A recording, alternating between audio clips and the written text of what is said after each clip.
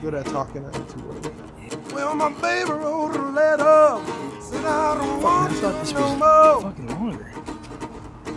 Fuck. Well, my baby wrote a letter, said I don't want you no more. You got the long one. I got the short one. You want the long one? No, you fucking further away. I'm just thinking how the fuck I'm gonna. Just walk through that door. Hold on, let me just. Does it have to be clipped on the shirt? Nah. Nah. I mean. Hey man. I'll come forward a little bit. Yeah, it's fine. Is that shit on? Oh yeah, Bubba. It's on. All right. So hopefully by next time we'll get a Knob Creek sponsor. Yeah. My whole fucking goal with the show is just to start getting a bunch Get of free sponsored fucking and whiskey. shit. Oh. Yeah. That's the fucking. I'm in, dude. So this is the Unsocial show, and believe it or not, we're back again. It took a little time. Some fucking weird shit happened. Got bitch slapped by a pandemic, and we kind of had a little bit of a stop after that. But now we're back. We're back in business, and I want to introduce you guys to Chris Mullins, who is an artist. He is a musician. He is an illustrator who's doing some pretty cool videos right now. We're going to talk about that. And toy maker extraordinaire. And then you got some pretty awesome stories about some golden delicious apples. Some old Americana stories. Old Americana stories. We'll get in. Yeah. So first, let's talk about you, man. Tell me more about. You're a bar man too. That's how we met. Yeah. So tell me about the band, your music. Sure, yeah. So I'm a musician. I've got a blues band called the Mojo Hands that I started here in Miami a couple years ago, and it's kind of a roots project that's intended to be celebrating some of the old blues projects that I love so much. The Mojo Hands is specifically kind of a name I took from Lightning Hopkins and some heavily Bo Diddley inspired and some of that Junior Kimbrough juke joint sound to it, but ultimately nice. I would trying to get as many gigs as I could in the city and play, and there was a lot of momentum created, and I played with a lot of different musicians, and at some point I realized that it was kind of it was up to me to to keep the band together, to find more people, and to keep it rolling. And it's been a really interesting road. I've gone on a couple tours just on my own, playing as a one-man band, and then through creating the blues band, I've started playing as a one-man band. Made a lot of friends with you the blues you go in the same name, or you go? Is it Chris Mullins, or or you do Mojo Hands? So I've seen you play a couple of times. So I do. The Mojo Hands. When I say the Mojo Hands is playing, in my heart, like it could be me alone, or it could be me and 5 other guys. It really doesn't. It's just I book depending on the situation and depending on money, depending on what I feel the bar is suitable for the bar, things like that. Sometimes like people put it on the flyer Chris Mullins, and that's okay because that's me. Man. It is me. You know. It's hard to get replaced from that. Yeah, you know what I mean. I can't. I'm okay being myself. Yeah. But yeah, I mean, I personally put the Mojo Hands on almost all my flyers. Cool, man. I like it. It's fucking awesome. So, and tell me more about. Right now, you're working on another project too. Yeah, I mean, I'm working on several projects. So basically, I mean, the pandemic happened. I had a tour planned. Had gigs planned all over the city, and I work at bars. So I had my job canceled, shut down. So, it's funny. I just went back to work a couple days ago, and this guy in the kitchen, he said this, and I thought it meant a lot. He said, "Man, if the pandemic didn't bring the hustle out in you, it ain't in you." Yeah. And I think that I like that. I like it. That the hustle's in me for sure. So I just kind of changed gears. I've always been a visual artist and was trying to think of ways to make money outside the box. I naturally dove back into drawing, and then I started making animations because specifically, I was interested in this one Belgian painter named Pablo Dallas, who started doing animations. And he kind of inspired me because I saw his like cartoon work turn into animated work. And I've seen it. It looks. I mean, your style definitely has like a '60s vibe to it, right? 60s, 70s.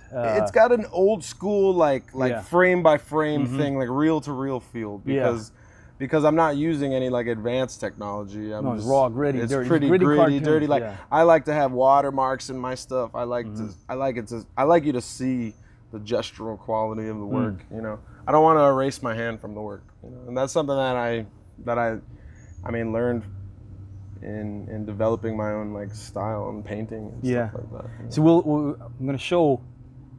Here's a couple of clips.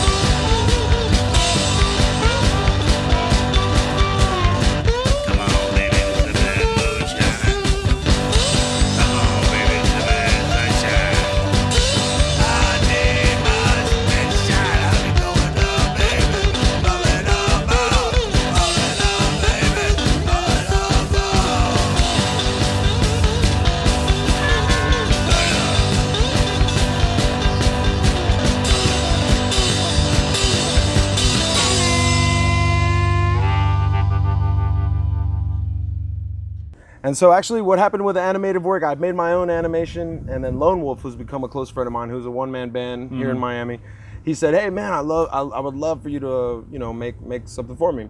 So I cut him a real friend deal, you know what I mean? And I made that. Yeah. And then in promoting that Lone Wolf animation, Krill reached out to me. I had met him in New Orleans. I'm sure there's going to be plenty, man. That's just and I've booked several. I'm working on a bunch right now. They're not coming out as quick as before because I'm juggling several of them as opposed to focusing on. And being a barman, man, you got to sling. You got to sling those drinks. And People I just got my job back, you know. Yeah, so. it's a different kind of thirst, man. But definitely. well, eventually, you know, those bills start getting paid by this as well. It gets more and more, and that means you got to cut down on that. And yeah, I mean, well, they offered me the full-time position at the bar. Yeah, it's interesting. So I was working as basically the right hand to this like hotshot, award-winning bartender from Buenos Aires, who was a real nice guy. Yeah. I like him. I consider him a buddy. Sounds fancy as fuck. Yeah. But when the pandemic happened, he got sent back to Buenos Aires because he was here on some sort of talent travel visa or something. Yeah. And so he's stuck there till the minimum of September, but it's looking like he might not even be able to get back here and really like make it happen, you know. So they hit me up and asked me to run the thing, and but they asked me to go full time, and man, you know, I said, hey, I've already agreed to do this animated work. Like I can't. You're gonna have to hire a second person. I'll be happy to help that second person along, but I can't work. Can't work all week long, like you know, at least not now. Especially, you know what, especially when a bar.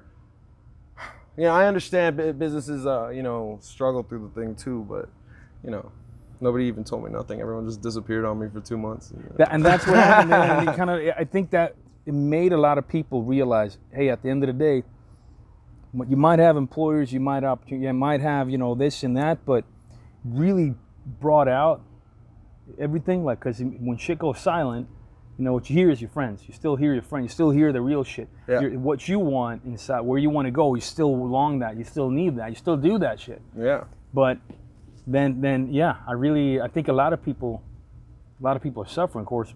But a lot of people, like you said, they got the hustle. They got the fucking grit. They got that like, no. This is a pivot time. I'm changing up. I'm doing this. And if I got the opportunity in a crap situation like this, you know, it feels is to align things to what you love and what you want to do. Man, it's fucking awesome. Right? Yeah. I think that's great.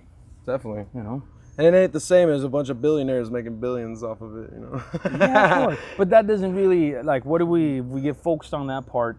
I think that's what happened a lot with people. They get very focused upon those things they can't affect hands-on. Yeah. When like your own life, you can affect, your direction, your happiness, the gauges of what you're doing. Like, are you doing too much of that? Then do less. Do more of this than that. You know. And even if you can affect it, if you cannot affect it economically, you can still affect it like in your own disposition, your happiness and things like that. You know, surround yourselves with people you love. Yeah. You know, and you pick up a new hobby. You know, things like that. You know? Yeah. And people need.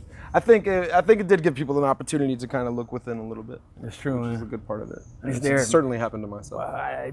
People get worried like, oh, there's no jobs. You know, there's still money. Money's still out there. There's still money in circulation, right? So like. There's work. Even though there's not, you got fired from that job and this job, there's still money, still work, there's still things. That's why you got to be that creative. I think the people that are creative, they shine when these kind of things happen. When they get pushed, when the fire is close, when they don't have their minds go and start to. And their importance, I think, is actually brought to the light too. You know, like because all of a sudden everyone thinks slows down a little bit, and everybody's focused on that on you know. On a kind of like deeply personal, intrinsic questions, which oftentimes involve art and music and, you know, reflection and things like that. You know? Shit get emotional. Yeah, you know. People get emotional, they get, You know, in times of quarantine, I don't think people were engaging less with art.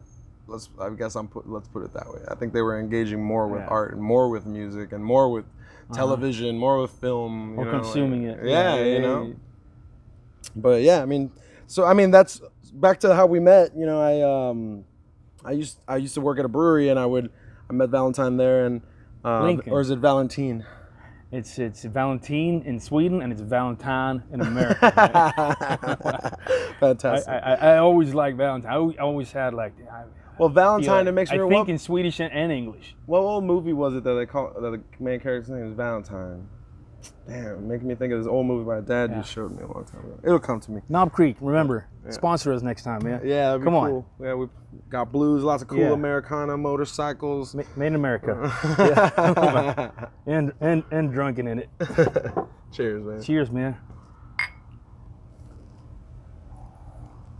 It's smooth, man. But yeah, we got to talking when we met about my family history because at the time I had just done, you know, Ancestry.com and found out all this cool, you know, stuff about my history. And we talked about doing this interview, man, it must be, I don't know, 3 years ago or something like that now. We did, yeah. And, because this has been a process, just like anything, where it's like, okay, you know, you get as a musician, as a creative person, as an artist, whatever you want to call it, you get this vision of like, it's got to be like this. It's got to be, and when it doesn't turn out that way, you get emotional about it. Like, oh, fucking turn out like that. Yeah. Now you got to like constantly be in that kind of like, yeah, man. So I think that's what happened. We were supposed to do this a long time ago, but it really doesn't stop. The calling and the idea and the concept, when it's strong enough, you're not going to stop doing it. You just might take a little time, but then when the time is right, you get into that momentum. And I think like these, with the illustrations you're doing now, it really is something that building the momentum on it, it will just grow and grow. And eventually you get paid a shitload of money to do beautiful art, man. Because I see kind of like, you know, that old MTV, you know, when it was like they were doing those stop motion and that kind of like clip raw stuff. It kind of has this old feel that's real, like I guess. It can work for a lot of things. Yeah. Because you're doing another project. You're doing it with. I'm working on a hip hop project. I'm working on a folk project. You know, I've done. You know, it was basically like a ragtime thing for Krill. I want to call it a ragtime. Forgive me if I'm not perfect Yeah. on that. And I like that video with Crow, man. It's yeah, so cool. I put a lot of love into it. Yeah. I really, that thing took me 220 images. And they're not all rough sketches. They're actually like worked images. So it took quite a bit of work. How long did it take to make you that video? Man, it's hard to say because I don't hit a punch in time. But. Yeah. I mean, at least like 50 hours of time of like sitting at the table and drawing, and editing and stuff like that. So. And you're not doing a full week constantly. You got to take breaks. In between. Yeah, I mean, honestly, it's like boom, yeah. I do a chapter and I'm like, whew, yeah, and I like give me smoking. Yeah, I get a little smoke drink, in. Well, put another thing on the TV or whatever. Yeah, the TV becomes real background. Certain things affect my mood. Like if I'm drawing some horror stuff, I'll watch like murder mystery. If I'm drawing something fun, I gotta watch comedy or something. Like Murder, She Wrote? Or no, like Forensic Files. Oh man. But yeah, I mean it's been interesting certainly to change gears. That's cool. So we talked about your art, and we talked about the music. And I want to talk about the story. Yeah. Mullins story. Sure. And about, you told me this. This was way like a couple of years ago, and you told me this at the bar, and we just were. It was at like a toy convention, and you were because you make toys too, like you design your own toys. Correct. And we started talking about that. So, tell me, man. Tell me about the Golden Delicious apples. So yeah. I guess we'll start there. That's one of the most fascinating ones, and it's just kind of this interesting piece of Americana that like a lot of people engage with but don't know because it's one of those commonplace things. But I mean, the Golden Delicious apple is one of the most popular apples in America. I'm pretty sure in the world though, but let me not speak for the world. Yeah. Definitely in Europe, I'm sure it's over there. Yeah. Let's show a picture. Let's show a picture of a Golden Delicious apple. Yeah, Yeah. And then, so basically, I found out that my great ancestor was the first cultivar of the Golden Delicious apple. So in the early 1900s. Where is this located? This is in West Virginia. Uh-huh. In the early 1900s. The Golden Delicious apple was actually grown on my family's orchard. It was my great uncle Anderson Mullins, and they would sell it in town, and it was called the Mullins Yellow Seedling. And so this is a totally proven story. Like I have unequivocal evidence of it. But my great ancestor Anderson Mullins wrote a letter to this company. I believe they were the Stark Brothers company. And they were a huge fruit mogul who basically had turned the red delicious apple, which is the most popular apple, into the famous apple that it is today, and made a fortune doing it.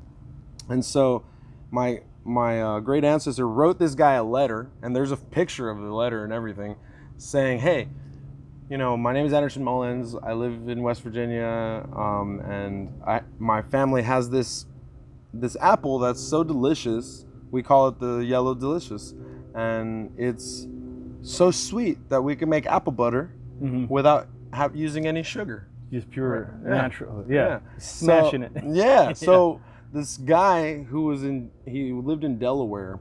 He took a train all the way to Virginia, hired some guy to take him on horseback up into this like random West Virginia orchard, and he bought the tree from my great ancestor for $5,000 in 1914. Yeah. Right.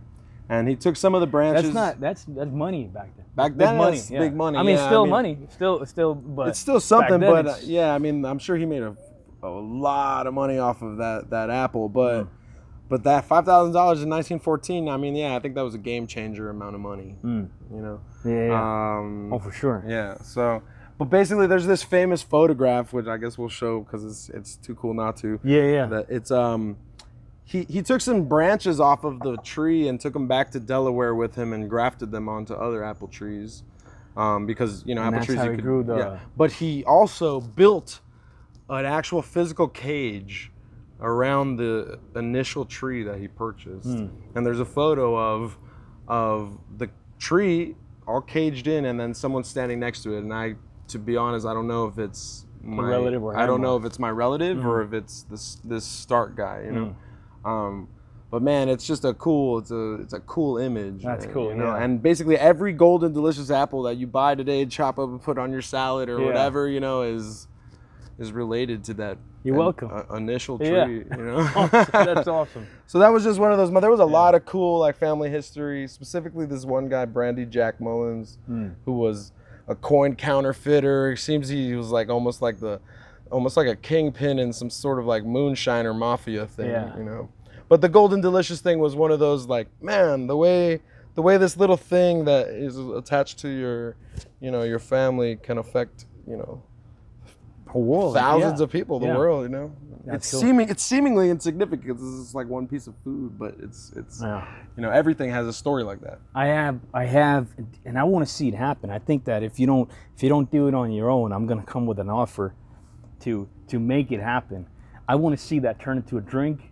I want to see it turn to some sort of a product where you can be like, this is my family, because I'm all big on it. I love digging through my family's history, and especially the Mellstroms. Yeah, it's super cool. And they're all bikers. Like, wow, we're working on 5th generation of riders now, bikers, and they're fighters, sailors, they're riders, and all this stuff, man. My biggest problem is, what do I pick, man? What do I? Remind me, was it your great uncle or something like that? That was like the first Muay Thai fighter from Sweden. That's my great grandfather's brother. Okay. No, sorry, my grandfather's brother actually. Got it. Yeah. So this is back in 1969, if I'm not mistaken. He is the first European, first white guy pretty much, to be over there and fight professionally on TV, because he was a sailor and he was a boxer. My great grandfather was a boxer, and so there's a lot of that in there, you know.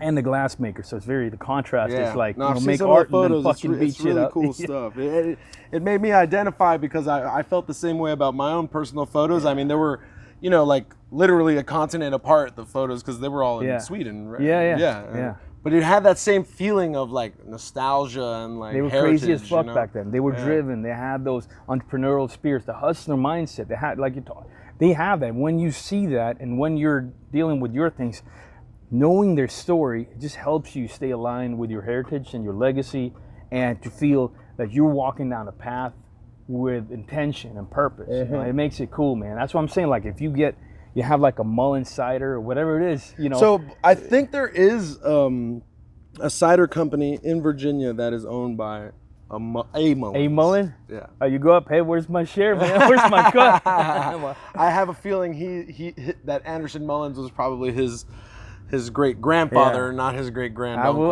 Dude, I'll help you. We'll find something else, because it's. But it's either way, it could be, you know, it could be. Could be butter. Yeah, could be apple butter, brother. Man, it could be an apple whiskey. Maybe, you know, so it could be collaborations too. I just love seeing it happen. Once you see it happen and it manifests into something, you realize, like, damn, man. Yeah, whatever it is, some way to celebrate that history. Yeah, exactly. Yeah, exactly, man. You reconnect with it. I like that, man. I want to see something happen with it. Yeah, me too. I do, honestly. That's cool. Well, let's. I think we got to do this again. Yeah, of course. We got to get some more whiskey. Yeah, definitely. I'll bring that. I'm gonna get. You know, we'll see what Knob Creek says, or if we got to get another. You know, I'm sorry. You know, if you step up, we'll put another bottle here. If not, you know, we try another. You know, distillery until we get it. We got to keep her. You know. Definitely. I mean, if you sponsor us, I got a lot of live performances all over the city of Miami. I'll buy Knob Creek specifically, and I'll say it on stage. Hey, man, we'll you know. I'm saying we're not gonna polish a knob, but we'll make you look good. All right, brother. Pleasure, man. Thank you so much, man. My pleasure. Always a pleasure. Have a good time. We'll see you next time. 1, 2, 1, 2, 3, 4.